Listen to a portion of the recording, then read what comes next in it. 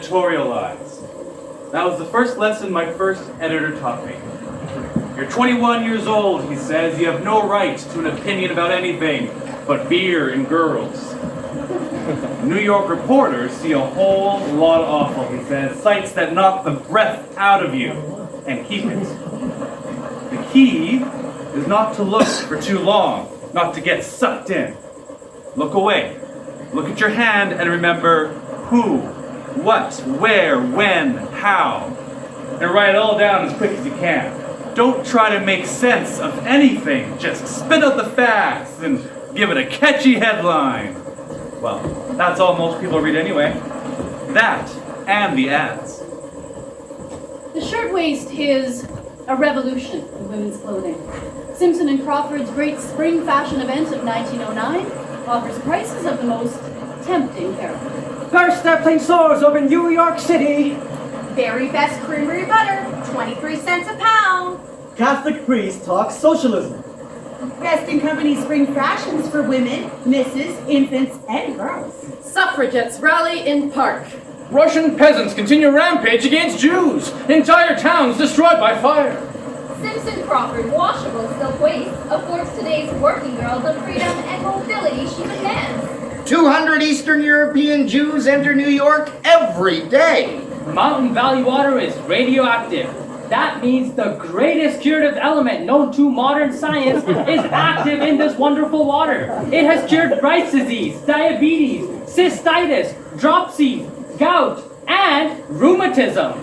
Italy's top throat crisis ruining farming, turning rivers into swamps, malaria rampant. Mount Vesuvius erupts, areas of vast desert. 2 million Italians immigrate to America this decade. Waist importations for Easter, direct from Paris, styles and colors that are simply bewitching. 100,000 tenements crowd city. A new tower of over 10 or more stories tops out every 5 days. White batiste shirtwaists, yoke of embroidery and lace insertions, $1.35. Catholic priest talks socialism. French linens, 63 cents. French chiffon, 78 cents. Labor Commission urged on President Taft. Dutch neck linens, 55 cents. 200 shirtwaist makers strike against Rosen Brothers. White and black china's 49 cents. 7,000 knitwear workers walk out. Demands include pay raise and an end to work in bedrooms and cellars. Or the Forsyth waist, decided novelty, $1.15. 150 workers from Triangle Waste Factory attend union meeting. Triangle workers are locked out. Bosses vow to oppose union. AFL President Samuel Gompers to address shirtwaist makers at Cooper Union. I have never declared a strike in all my life. I have done my share to prevent strikes. But there comes a time when not to strike is but to rivet the chains of slavery upon our wrists. This day, November 22nd, 1909, is the time and the opportunity. I say, friends, do not enter too hastily, but if you can't get your manufacturers to give you what you want, then strike! I ask you to stand together, to have faith in yourselves, to be true to your comrades. Let your watchword be union and progress. Until then, no surrender! Thank you, Mr. Gompers. Our next speaker is Mrs. O.H.P. Belmont, the president of the Women's Trade Union League. Mrs. Belmont. Thank you, Ms. Schneiderman. The plight of the girls toiling in the shirtwaist factories, and indeed of all working girls, is yet another example of the effect of the disenfranchisement of women. This day is not just about these poor, oppressed girls. This day is about all women. Rich, poor, middle class, educated and illiterate, famous, infamous, and unknown. Excuse me? This day begs the question, what is... Excuse me! I wanted to say a few words. Perhaps after the scheduled speakers. After the scheduled speakers, we'll all be asleep. Who are you, young woman? My name is... Gentlemen of the jury, on March 25th, 1911, a terrible fire took the lives of 146 people, all of them dead within the space of half an hour. We will not, we cannot present a case that will encompass the enormity of this tragedy. Instead, we will focus on one specific story, that of Margaret Schwartz. Miss Schwartz, a union cannot be strong unless it is organized. Please continue, Mrs. Belmont. All right then. But I haven't finished. Please. Come on up now. Thank you. I have listened to you all talk for 3 hours now. I have no further patience for talk. The fact is, a few of us women went to a meeting to hear about a union, and we all got locked out. This is not something to talk and talk and talk about. Our lives are at risk. The owners won't let us earn our living. All we have is each other. Let us pledge ourselves to this union they're so afraid of. I move we go on general strike! 15,000 shirtwaist workers walk out. First strike led by women. 5,000 join shirtwaist strike. International Ladies Garment Workers Union pickets for 20% pay raise, 52-hour week, and promise to hire only union workers.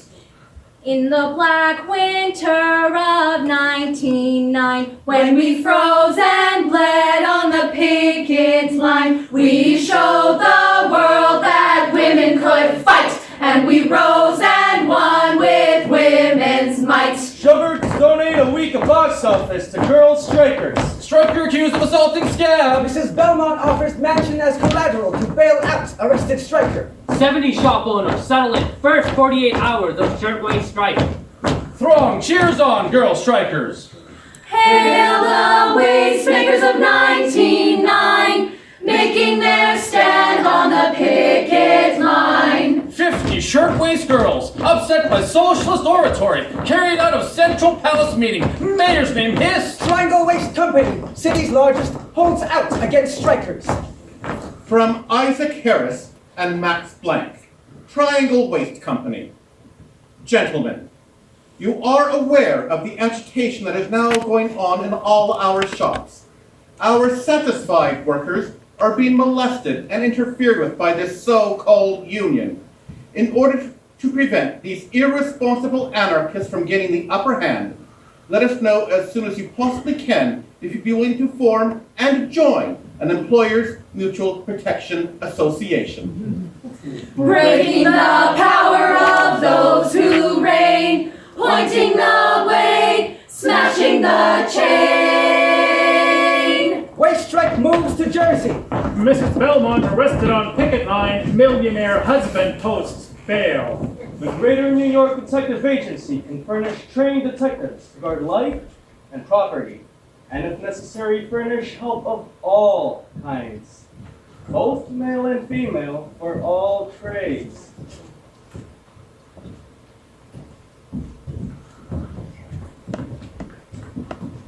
Margaret Schwartz, Yes? Mr. Harris and Mr. Blank have sent us to see you home. I don't know you.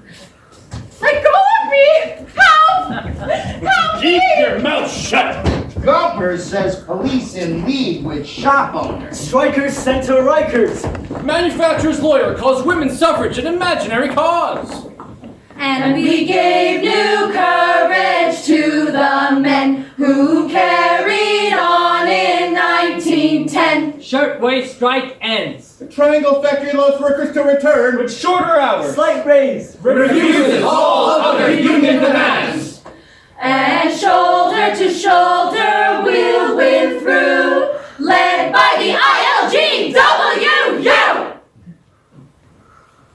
Every day I see someone on the worst day of his life.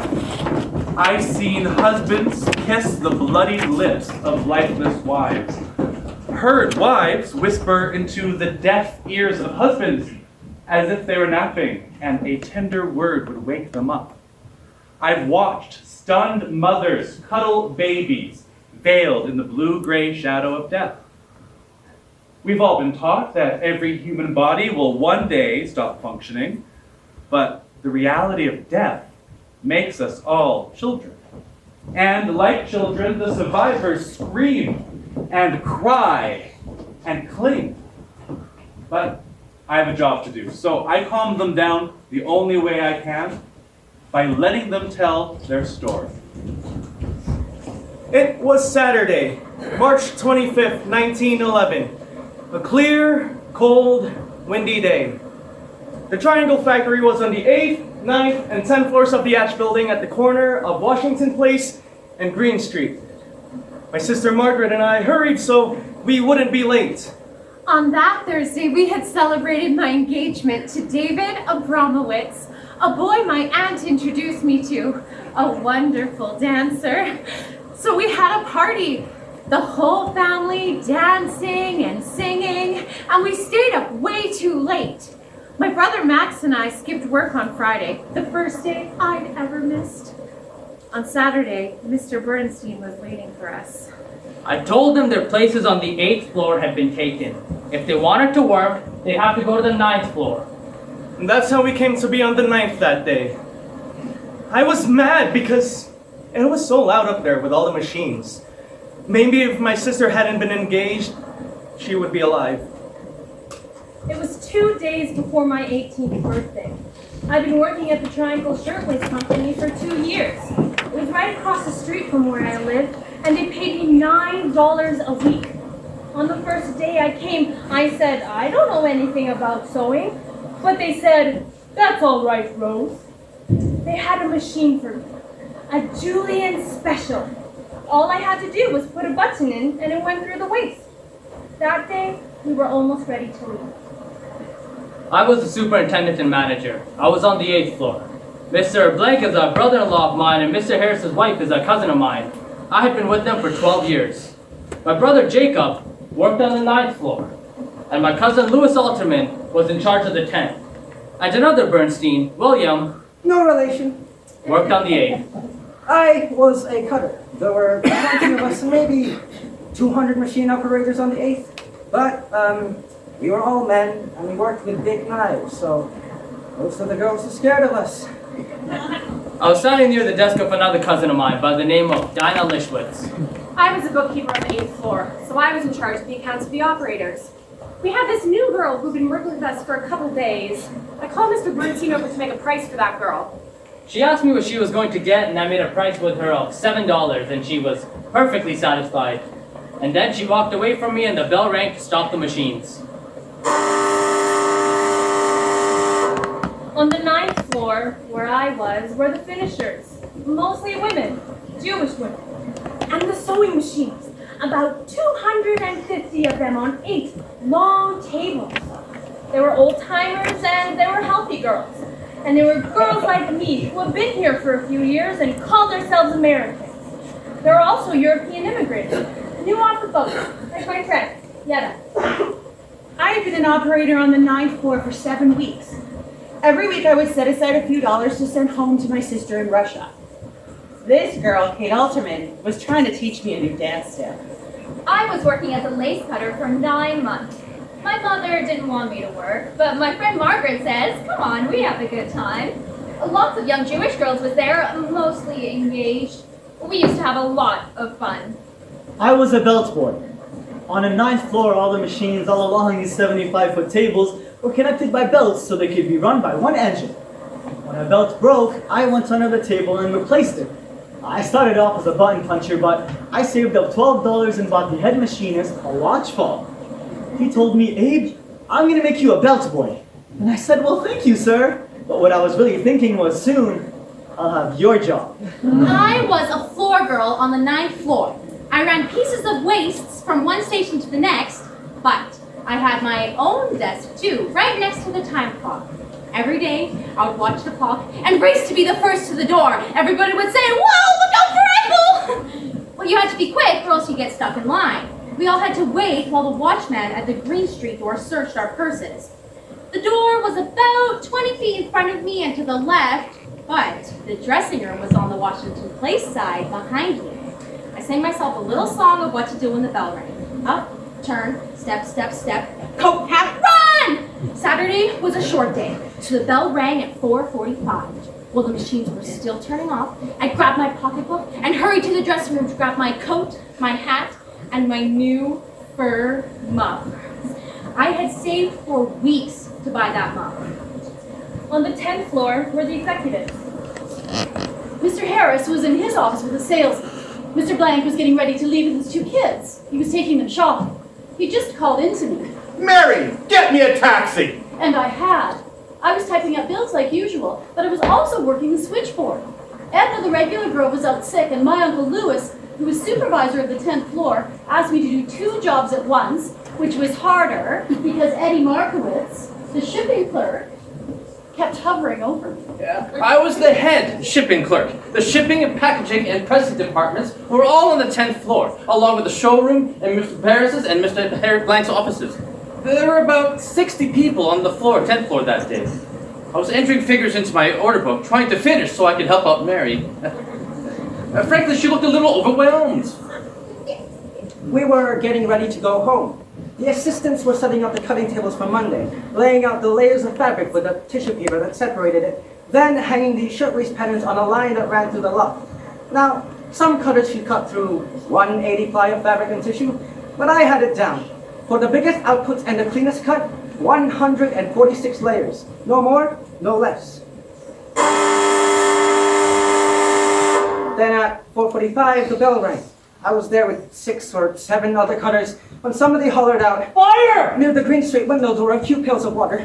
Dinah, I seen her running towards me and hollering. Fire! There's a fire, Mr. Bernstein! At the cutting table closest to the Green Street windows, there was a big blaze and some smoke. And I grabbed one of the pails of water and I spilled it on the fire, but I couldn't make it go out because then the rags on the table caught fire. I saw the smoke and blaze at about the second window from the left on the Green Street side, near the freight elevator. I cried out for the pails of water, and just then Frank, an elevator boy, had just come up, and he handed me some water. In the meantime, the elevator door was open. It was very windy that day, and it blew right through awfully. It was impossible for me to put the fire out. When the bell rang for quitting time, I grabbed my coat from a peg and ran down the stairs. When I passed the 8th floor, I smelled the smoke, but I kept running down until I got outside. Then I remembered Margaret was still on the 9th floor. I was meeting David after work, so I went to the dressing room to wash up and fix my hair. I got my paycheck and went to the dressing room for my coat and hat. I was standing there talking to some girls when we heard a noise, like a big puff.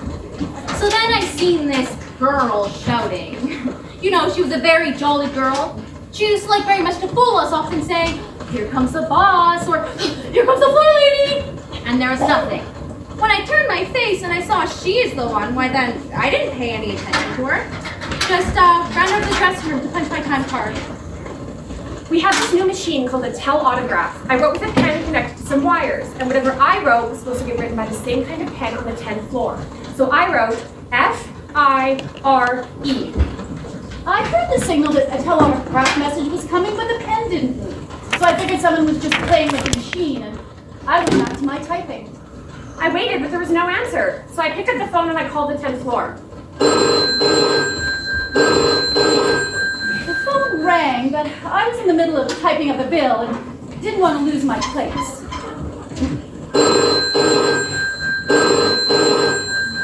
After a while, I answered it, and Dinah was screaming, "Fire!" I told her there's a fire on the 8th floor. You need to tell Mr. Blank. Dinah yelled, "Fire!" so loud that the girl on the other end dropped the receiver. I put the phone down and went back to tell Mr. Blank. Hello? Hello? I screamed. She's gone. There's no one there. We connected with the 10th floor if we wanted the 9th floor. When the girl from the 10th didn't answer, I said, "For God's sake, the 9th floor don't know. How can we make them know?" Fire was growing larger. It started to roar. I saw Louis Sanderman, a cutter's assistant, and I said, "Louis, get me a hose as quick as you can." He got down the hose from the 8th floor landing and handed it to me. And I said, "Is it open wide?" But it didn't work. No pressure, no water. I turned it one way, then the other. It don't work. I threw it away. The line of hanging patterns caught fire and began falling in layers of thin goods underneath them. Like scraps of burning fabric and tissue started flying around the room. He came down on the other tables. He fell on the machines. And the line broke, and the whole string of burning patterns fell down.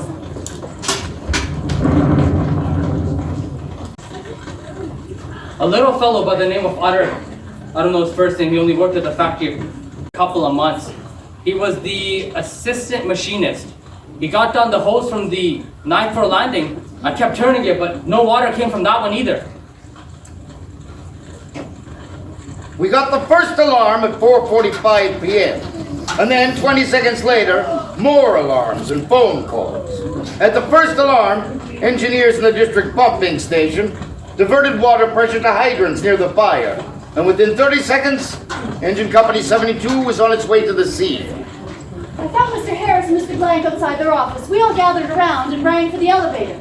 I helped Mary into the elevator. Then I remembered I left my order book in my office. That book was very valuable to the firm. I let the elevator go.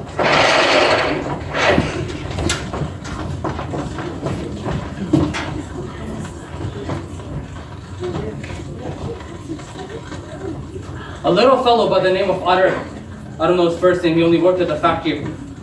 The fire was getting bigger. On the end, right on top of the table, the lawn, the fabric was on fire. There's about 120 ply of lawn there, layers on top of the table. A boy was pulling me by the hand and hollering, but when I turned to look at him, the boy was burning.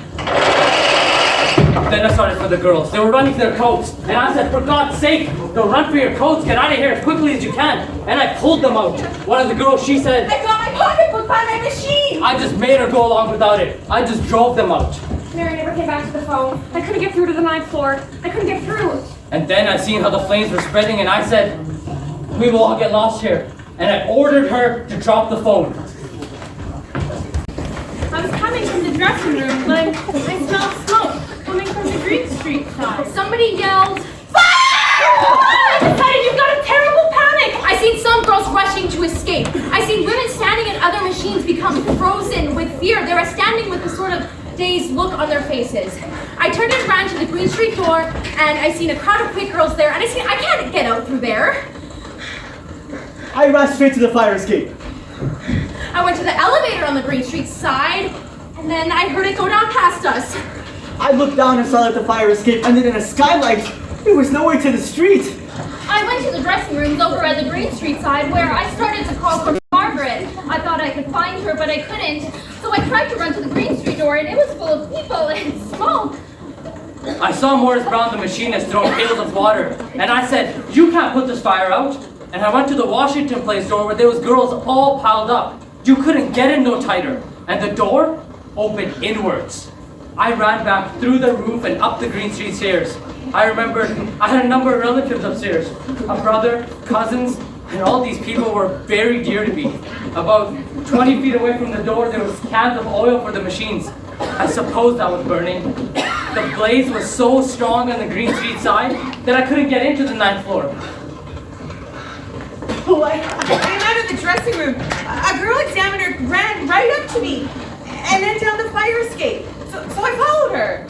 The fire escape was barely wide enough for one to go at a time, so it filled up. A whole crowd of girls ran to the window and then to the fire escape. And I got scared. There were too many girls. I ran back towards the elevator. I saw a young dark man over at the Washington Place door. He grabbed the knob, he twisted it, he pushed it, he pulled it. Oh, the door is locked. I wanted to go to the dressing room for my hat, but somebody said to me, Rose, save yourself. I came out of the dressing room. The place was full of smoke. I started to choke. I couldn't stand it no more. I went to the windows and I put my face out to get some air. I calmed down. I cried fire to the people below. Some girls were pushing me. I got afraid I would fall out, so I went back again towards the elevator. And then I ran up to the 10th floor. Mr. Harris was loading girls into the elevator. One of Mr. Blank's little girls, the 5-year-old, got swept up into the car and started to scream and cry.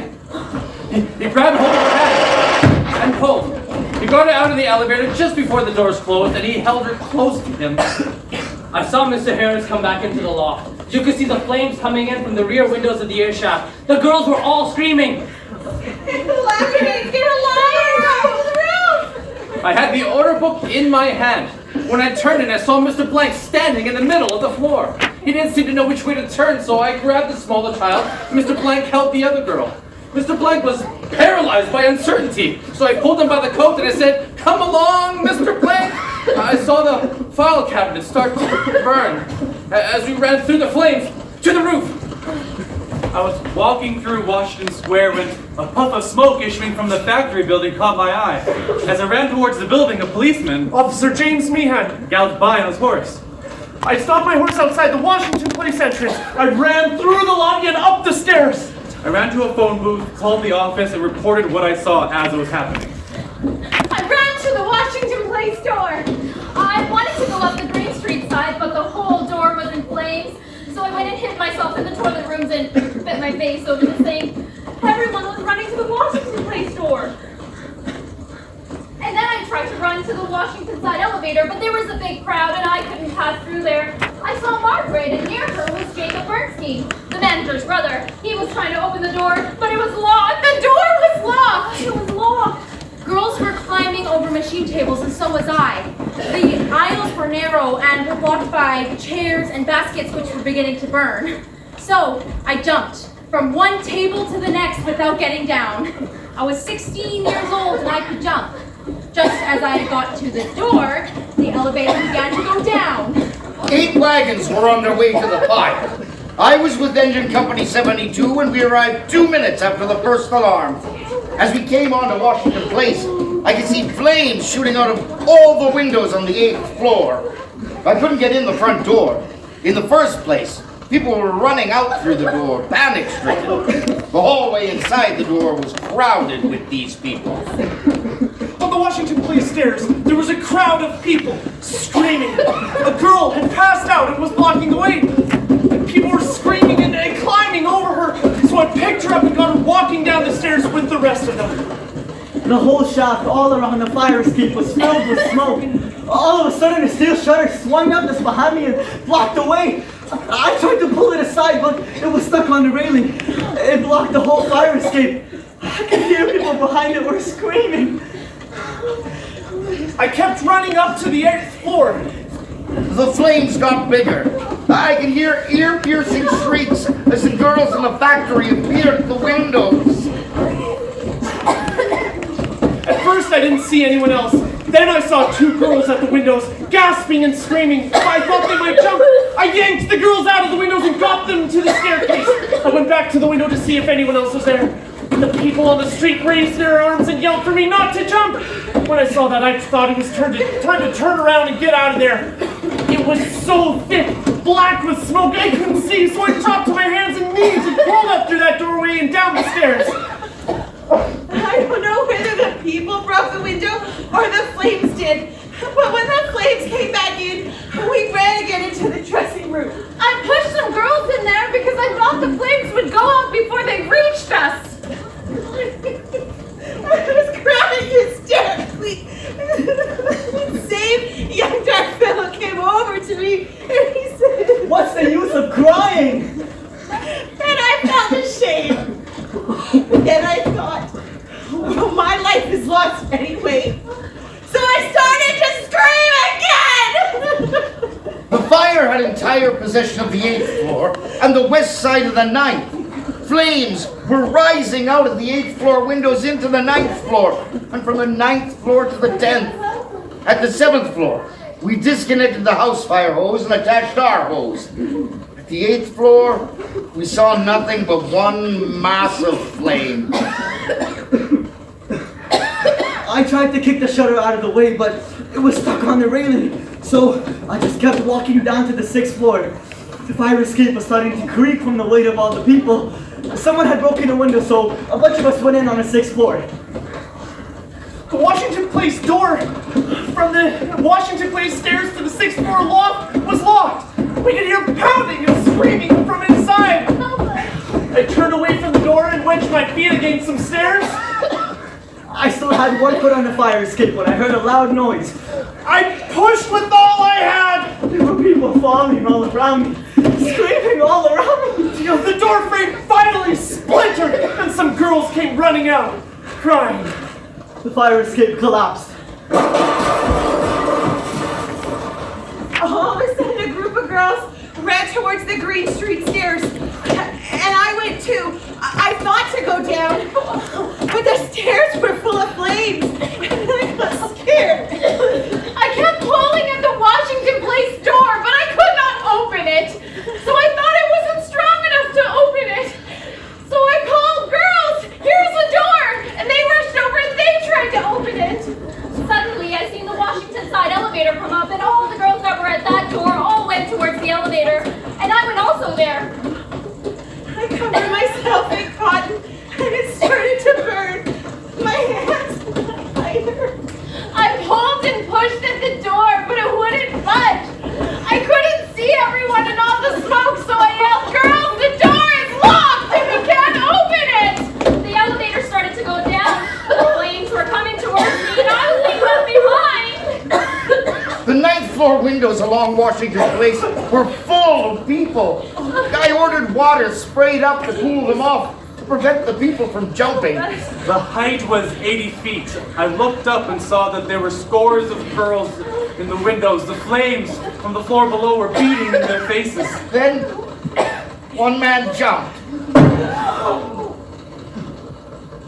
When he jumped, it seemed to encourage everybody else.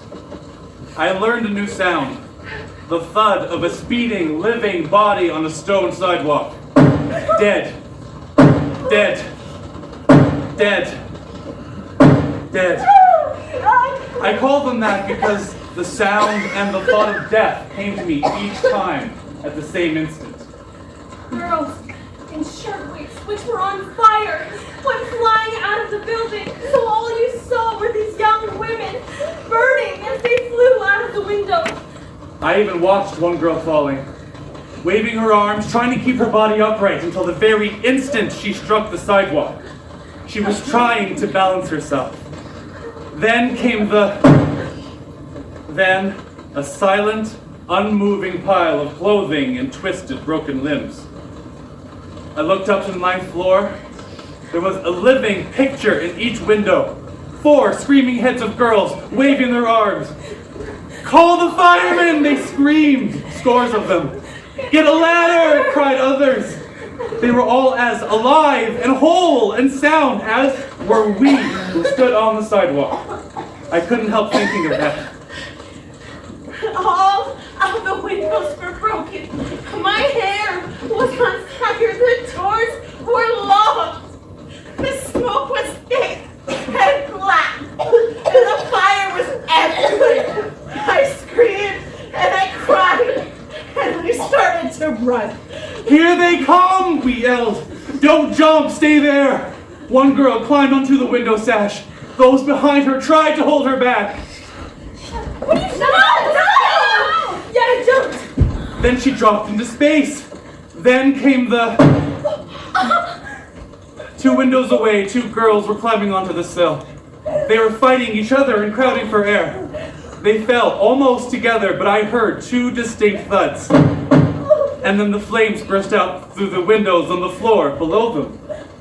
In the dressing room, men and women were laughing, but in a strange way I could not understand at the time. I yelled at them to stop laughing and help me find a spare machine head and smash the door. I thought about jumping out, but then I saw in my mind how I would look lying there on the sidewalk, and I got ashamed. I didn't know which way to go. I was throwing people out of the way, no matter whether they were in front of me or coming from in back of me. I was pushing them down. I was only looking out for my own life. Girls were lying on the floor, fainted. People were stepping on them. Others were trying to climb over machine tables. Others were running with their hair burning. My hair was smoldering. I turned and ran to the Green Street exit. I figure I want to know what the executives are doing. And so I ran through the flames and towards the 10th floor. I was the last one to leave the 10th floor too. The nearest rooftop was about 10 feet higher than ours, but Mr. Harris, I don't know exactly how, climbed up there. He started screaming for help. We had to extinguish the fire on the 8th floor first. The blaze was a mass of flames traveling across the floors. The firemen began to raise a ladder. Others took out a life net. Life net. And while they were rushing to the sidewalk with it, 2 more girls shot down. The firemen held it under them. The bodies broke it. A grotesque simile of a dog jumping through a hoop struck me. What good were life nets? The little ones went through life nets, pavement and all. I thought they would come down one at a time. I never knew that they'd come down arms entwined, 3 and even 4 together. I looked up to see if those above watched those who fell. I noticed that they did.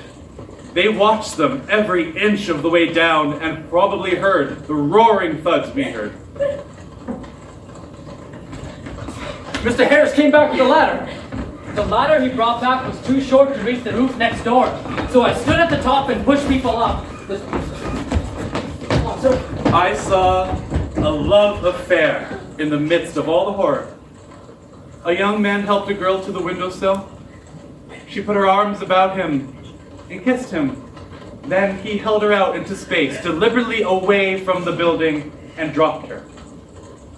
She was unresisting, as if he were helping her onto a streetcar instead of into eternity. Quick as a flash, he was on the windowsill himself. His coat fluttered upwards, air filled his trouser legs. I saw that he wore tan shoes and hose. His hat remained on his head.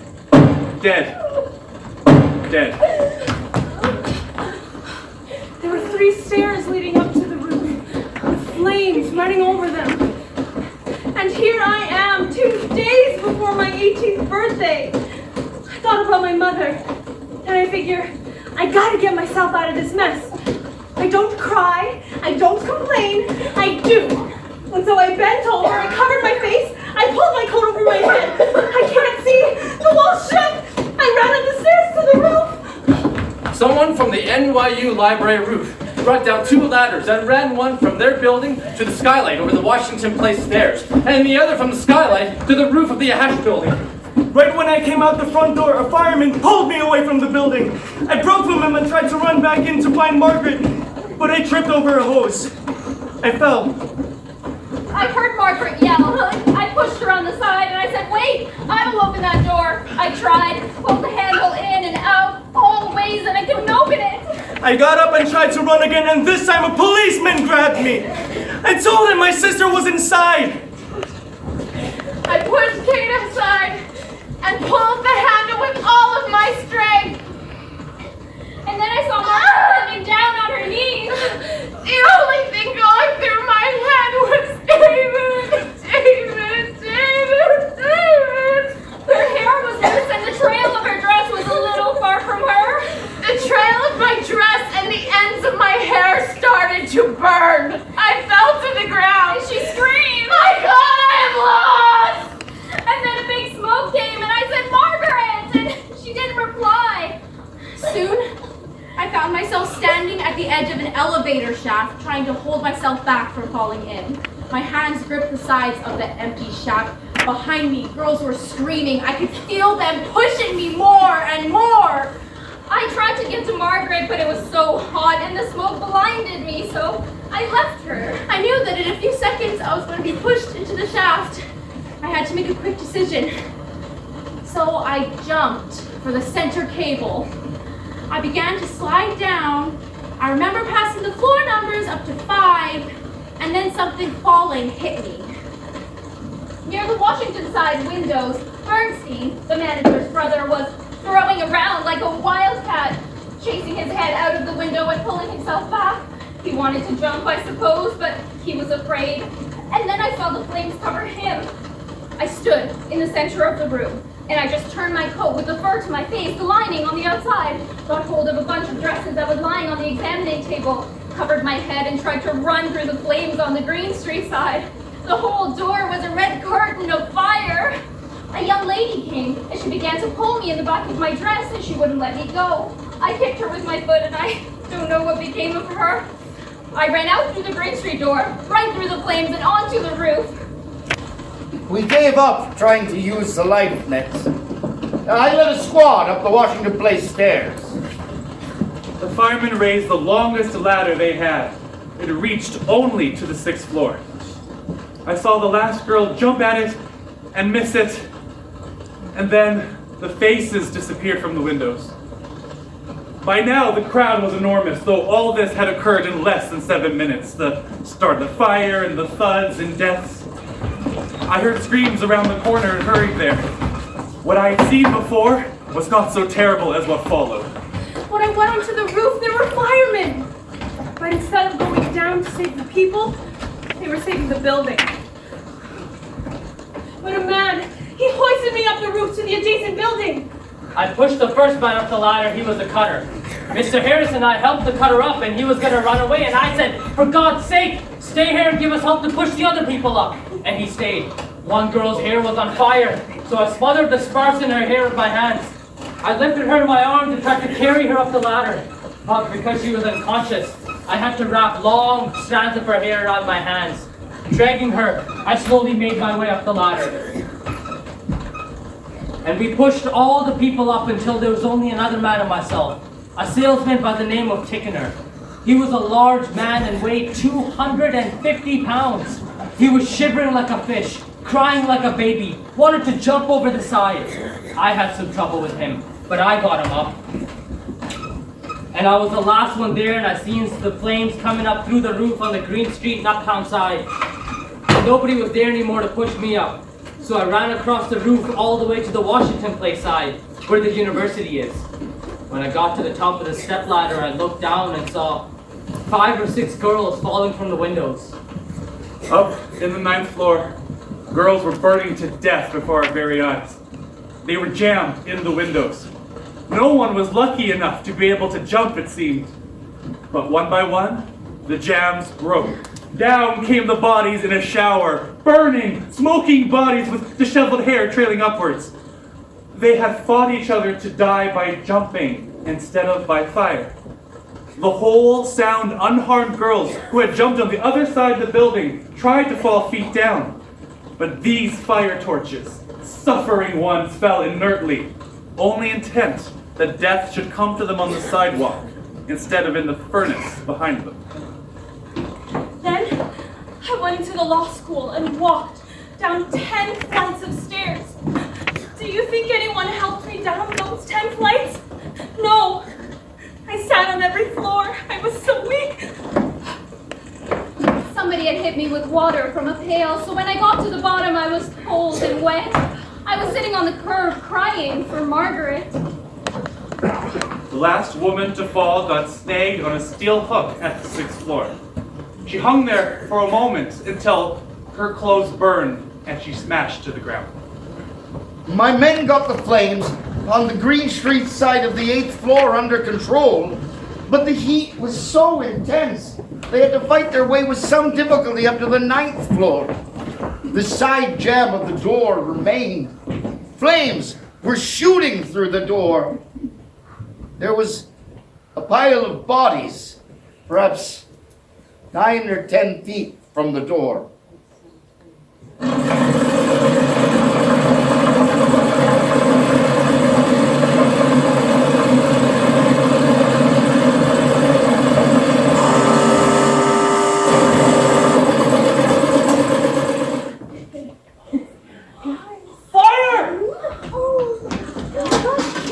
Fire! There's a fire disturbance scene.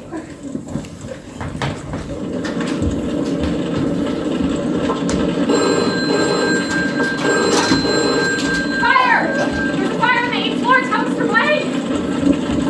Dinah just called from the 8th floor screaming fire. Something's going on. Hello? Hello? He's gone. There's no one there. For God's sake, the 9th floor don't know. How can we make them know? Lois, get me a hose as quick as you can. Is it open wide? Guys, I think there's something wrong. We have to go.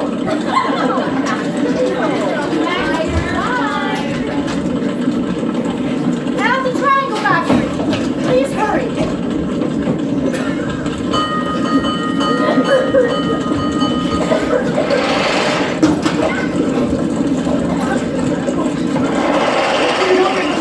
Help those people evacuate them.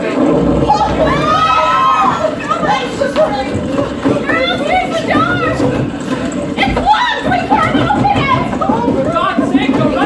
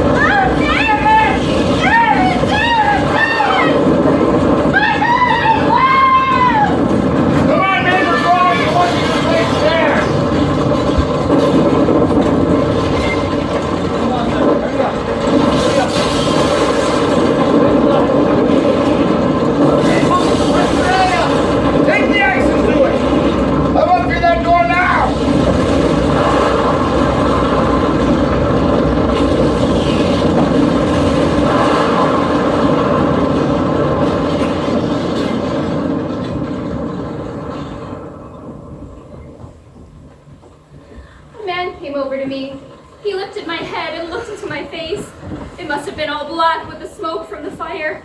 He wiped my face with a handkerchief. He said, I thought you were my sister. he gave me his coat. I don't know who he was. I hope he found his sister. I was looking around. I see my father. He seen me. He fainted and the ambulance took him away. I saw a lady I knew and she said to me, Rose, is this you or your shadow? I thought you were dead. I didn't even turn around after I seen what was happening. By 5:15, 30 minutes after the first alarm, we had the fire under control. The next thing I know, I'm in a bed in St. Vincent's Hospital, and the first thing that occurs to me is that I forgot to take my time card out of the clock. The nun told me not to worry. She said to me it was wonderful that I had had enough presence of mind when I jumped to wrap something around my hands to save them from injury as I crossed the cable. But it wasn't presence of mind. It was my new fur muff. I wasn't going to lose that muff. I think the real word for my presence of mind is vanity. On the sidewalk lay piles of broken bodies. A policeman went about with tags which he fastened with wires to the wrists of the dead girls, numbering each with a lead pencil. I saw him fasten tag number 54 to the wrist of a girl who wore an engagement ring. So of course, I get home late, and I get a licking from my father while my mother stands in a corner respecting his anger. He kept calling me names and I kept crying, but he wouldn't listen to me and he told me to go to bed. A fireman who came downstairs from the building told me that there were at least 50 bodies in the big room on the 9th floor. Another fireman told me that more girls had fallen down an air shaft in the rear of the building. The fire escape had collapsed. I went back there into the narrow court and saw a pile of dead girls. I guess while I was sleeping, they all found out what had happened to me. Because when I got up, they were all standing around me, smiling and kissing me. The floods of water from the fireman's hose that ran into the gutter were actually stained red with blood.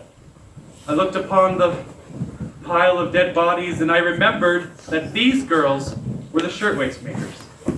I remembered their great strike of last year in which these same girls had demanded more sanitary conditions and more safety precautions in the shops.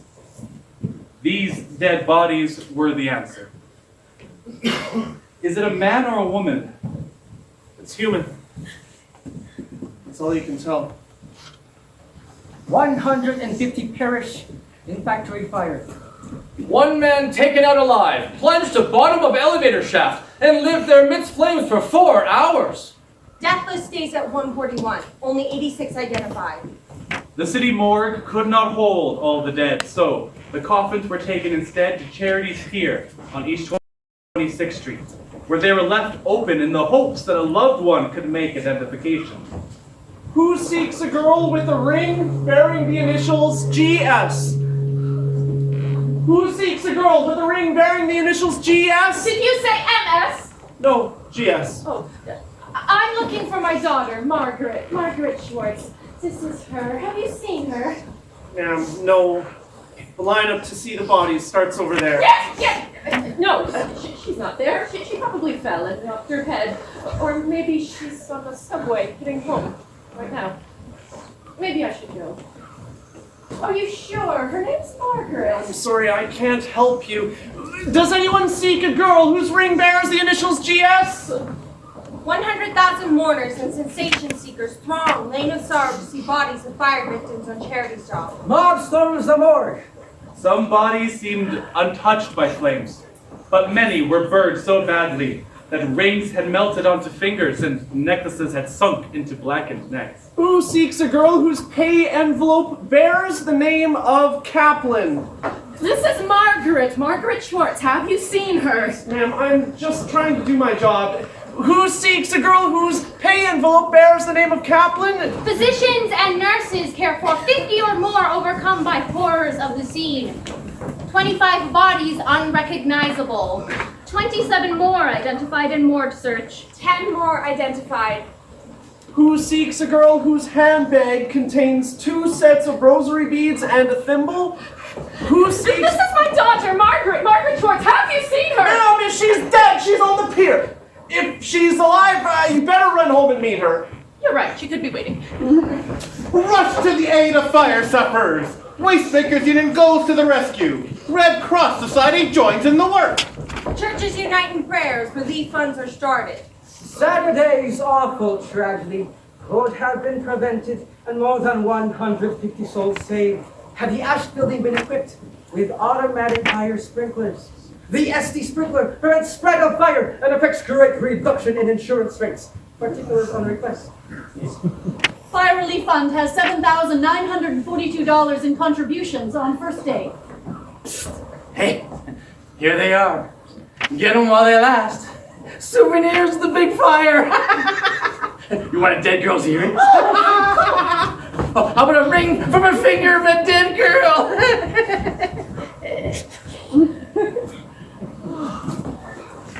Who seeks a man in tan shoes? First victim of Triangle Fire laid to rest. Whole East Side turns out as 100 carriages follow body of Jenny Franco to the grave.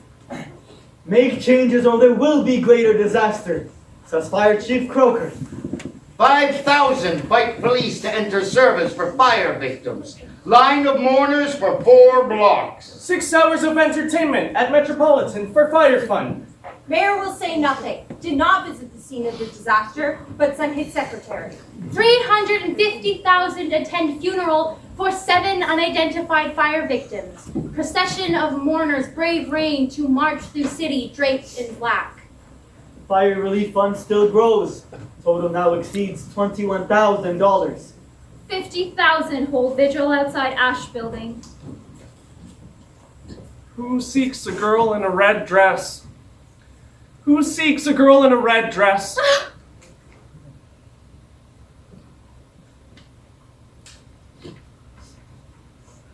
Notice. The Triangle Waste Company begged to notify their customers that as of March 28th, 1911, they are in good working order. Headquarters now at 911 University Place. New Triangle Factory shut down. Door was locked. Union ready to draft new fire laws. Governor Dick signs bill creating Factory Investigation Committee. Mr. Blank met me and he said he'd do anything for me. He meant give me money to testify in court that I'd saved myself through the Washington Place door. I said to him, "You're not kidding me, you dirty slob! Nothing doing!" I didn't go to work anymore. I went to college. Harrison Blank hires celebrated attorney Max Stoyer. Cigarettes caused the factory fire. Croker finds stumps and package that explains the immediate origins of the Holocaust. Factory owners made millions. Try to put blame on city officials. In the 3 weeks since the tragedy, the district attorney's office has gathered sufficient evidence that when fire struck the Triangle Shirtwaist Company on the afternoon of March 25th, a locked door on the Washington Place side of the 9th floor led directly to the death by asphyxiation of one Margaret Schwartz.